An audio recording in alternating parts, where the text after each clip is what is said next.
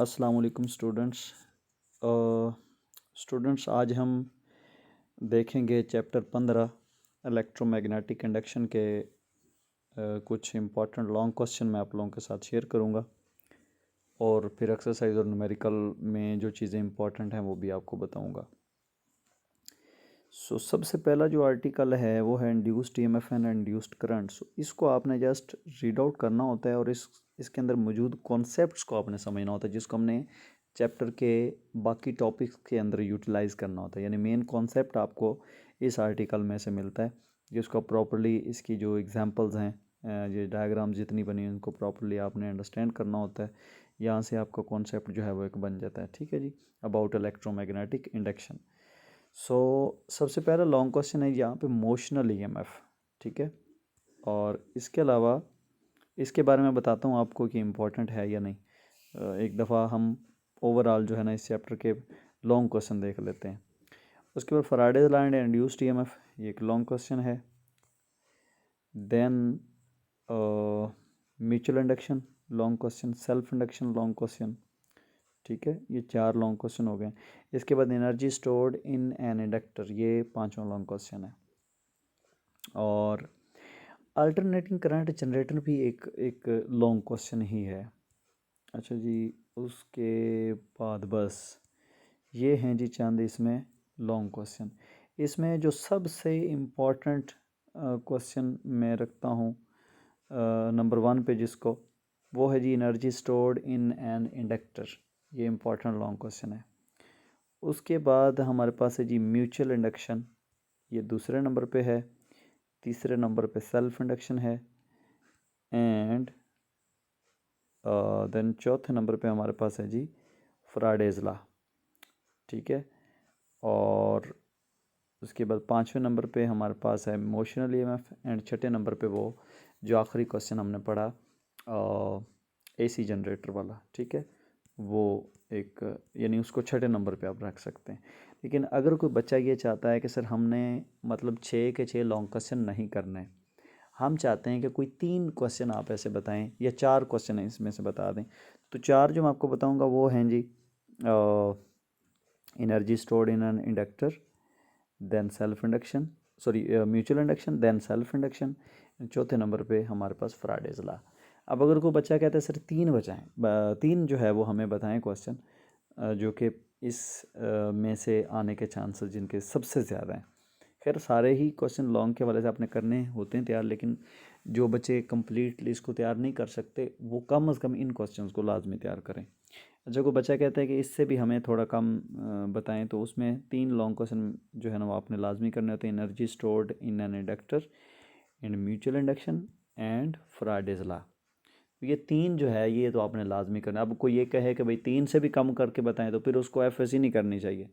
तो क्योंकि ज़ाहिर है अगर एफएससी में आया तो उसको इतना जो है ना थोड़ा सा मेहनत इतनी तो करनी पड़ेगी ना कि उसमें हर चैप्टर में मिनिमम 3 या 4 लॉन्ग क्वेश्चन तो उसको तैयार करने ही पड़ेंगे ना, अगर उसने अच्छे मार्क्स लेने हैं तो। अच्छा जी, उसके बाद हम मूव करते हैं जी एक्सरसाइज की तरफ। इसमें शॉर्ट क्वेश्चन भी हैं, बहुत सारे थ्योरी में होते हैं, छोटी छोटी डेफिनेशंस होती हैं, जैसे लेंज लॉ की स्टेटमेंट है। और इसके अलावा यहाँ फैराडेज लॉ की स्टेटमेंट आ सकती है शॉर्ट के हवाले से, मोशनल ईएमएफ की स्टेटमेंट। इसी तरह बहुत सारी इलेक्ट्रोमैग्नेटिक इंडक्शन की जो है वो स्टेटमेंट आ सकती है, सॉरी डेफिनेशन आ सकती है। ठीक है, तो ये चीज़ें आ सकती हैं। इसके बाद जो हमारा ये वाला पार्ट बच जाता है एंड पे, ये सारा शॉर्ट के वाले से, एमसीक्यूज़ के वाले से। डीसी जनरेटर में कुछ कम्यूटेटर की तारीफ पूछ लेता है वो, आर्मेचर के बारे में पूछ लेता है, बैक मोटर इफेक्ट क्या होता है इसको थोड़ा सा ब्रीफली आपने मतलब बयान करना होता है। तो ये सारे शॉर्ट के वाले से इम्पोर्टेंट हैं। बाकी इसमें लॉन्ग, हाँ एक ये जो टर्मिनल पोटेंशियल वाला था, या करंट जब उसमें से इंक्रीज़ होता है तो वो कैसे, यानी इस तरह का कॉन्सेप्ट था जो कि हमने प्रीवियस किसी चैप्टर में पढ़ा था, आई थिंक 13 में शायद, उसमें तो वही वाला फार्मूला यहाँ पे यूज़ हुआ। ये शॉर्ट के वाले से ये बस। इसके अलावा ट्रांसफार्मर जो है, हाँ ये मैं बताना भूल गया, इस पर मेरी नज़र नहीं पड़ी। तो ट्रांसफार्मर भी एक लॉन्ग क्वेश्चन है, लेकिन ये इंपॉर्टेंट की कैटेगरी में नहीं आता। इंपॉर्टेंट वही 3 है जो मैंने आपको बताएं। बहरहाल है ये लॉन्ग क्वेश्चन। ठीक है जी। अच्छा जी, एक्सरसाइज के जो क्वेश्चंस हैं इसके, वो तकरीबन 18 है। तो इसमें मैं कुछ जो मोस्ट इम्पॉर्टेंट वो आपको बता देता हूँ, लेकिन याद रखिए कि फ़िज़िक्स जो है एफएससी की, इसमें एक्सरसाइज इंतहाई इम्पॉर्टेंट होती है। मतलब आप उसमें आपके पास कोई ऑप्शन नहीं होता कि आप एक्सरसाइज में से भी कुछ सिलेक्टिव चीज़ें तैयार करें। मेरा ये नहीं ख्याल कि आपको ऐसा करना चाहिए। अगर आप ऐसा करते हैं तो आई थिंक कि आप रिस्क ले रहे होते हैं एक तरह का, ठीक है। सो एक्सरसाइज जो है वो सारी बहुत इंपॉर्टेंट होती है जी। सारे क्वेश्चन ही अहम होते हैं, लेकिन चंद ऐसे हैं जिनके बगैर मतलब पेपर का गुजारा नहीं है। मतलब जो जो जो पेपर बनाने वाला जो है वो लाजमी उनको जो है ना उसमें शामिल करता है पेपर में। तो उनमें कुछ क्वेश्चन हैं जी, वो मैं आपको बता देता हूँ। पांचवा क्वेश्चन जो है वो उनमें से है। उसके बाद इसके बाद ये 8वें नंबर वाला क्वेश्चन, ठीक है। 9वां, 10वां और 11वां भी, 12वां भी, ठीक है। 13 और 14 भी, ये कुछ मोस्ट इम्पॉर्टेंट क्वेश्चन है। बाकी जो है ना एक्सरसाइज मैंने आपको बताई है सारी अहम होती है, लेकिन ये चंद क्वेश्चन ऐसे हैं जो लाजमी होते हैं।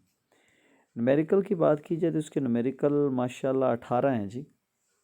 और इनमें स्पेशली वो न्यूमेरिकल्स जिनकी स्टेटमेंट जो है वो 3 लाइन से कम है।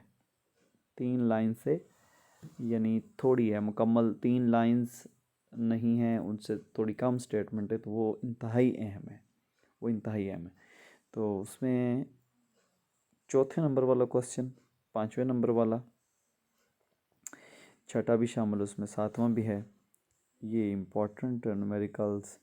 उसके बाद नेक्स्ट पेज पे अगर हम जाएं तो यहाँ पे 11वां न्यूमेरिकल एंड 14वां, 15वां, ये वो न्यूमेरिकल्स जो इंतहाई इम्पोर्टेंट है। एंड ये 17वां और 18वां भी, ठीक है। यानी जिनकी स्टेटमेंट जो है वो 3 लाइन से कम है, 2.5 लाइन्स हैं या 2 लाइन्स हैं, तो वो ये इंतहाई अहम है। सो ये था जी चैप्टर 15 के बारे में। नेक्स्ट इंशाल्लाह हम चैप्टर 16 के बारे में डिस्कस करेंगे। तो इसमें अगर कोई आपका क्वेश्चन है या कोई एतराज़ है आपको, तो वो आप कमेंट सेक्शन के अंदर पूछ सकते हैं। दूसरी चीज़ ये है कि जब आप किसी भी बंदे से मालूमात ले रहे होते हैं तो आपके लिए जानना ज़रूरी होता है कि जो बंदा आपको मालूमात दे रहा है उसके पास कितना एक्सपीरियंस है और कितने अरसे से वो इस फील्ड में जो है ना वो काम कर रहा है। तो मैं अपना अगर आपको बताऊं तो मैं तकरीबन 2017 से इस फील्ड में हूं, और 2017 से मैं एफएससी को पढ़ा रहा हूं फ़िज़िक्स और कॉलेज में, ठीक है। सो एक प्राइवेट कॉलेज के अंदर मैं पढ़ा रहा हूँ। यानी पिछले तकरीबन कोई आप अंदाज़ा लगा लें कोई 7 साल बनते हैं, तो 7 साल का एक्सपीरियंस है। उसको मद्देनज़र रखते हुए मैं आपके साथ चीज़ें जो है ना वो शेयर करता हूँ। बहुत सारे मेरे ऐसे स्टूडेंट्स इन स्ट्रेटजीज़ को फॉलो मैंने करवाया उनको, और अल्हम्दुलिल्लाह बहुत सारे ऐसे स्टूडेंट्स हैं जो 85 आउट ऑफ 85 ले चुके हैं, ठीक है। तो अगर आप भी अच्छे तरीके से तैयारी करते हैं तो आप भी इतने मार्क्स ले सकते हैं। वीडियो में अगर कोई चीज़ समझ नहीं आई तो आप पूछ सकते हैं कमेंट्स में। कोई सवाल है तो वो भी आप पूछ सकते हैं। वीडियो को लाइक तो आपने कर ही दिया होगा, चैनल आपने सब्सक्राइब किया हुआ, ये बताने की आपको या ये कहने की या ये रिक्वेस्ट करने की आपको जो है ना वो ज़रूरत नहीं है मुझे। तो अल्लाह हाफिज़।